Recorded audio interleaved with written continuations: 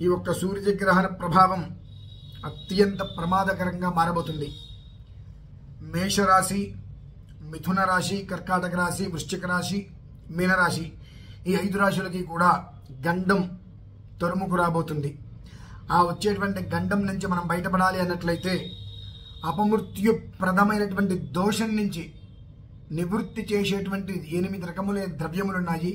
ఆ 8 రకాల ద్రవ్యములతో ఆ ఈశ్వరుడికి విశేషంగా అర్చన కనుక చేసినట్లయితే, అంటే ఆరాధన అభిషేకం చేసినట్లయితే గుడ్డి కన్నా మెల్ల ఉత్తమము అన్నట్టుగా ఆ రాబోయేటువంటి గ్రహణ ప్రభావం ద్వారా వచ్చేటువంటి యొక్క మృత్యు గండం ఏదైతే ఉంటుందో అందులో నుంచి మనం బయటపడగలుగుతాము. ప్రాణం అనేటువంటిది నిలిచి ఉంటే ఎంతైనా సంపాదించుకోవచ్చు.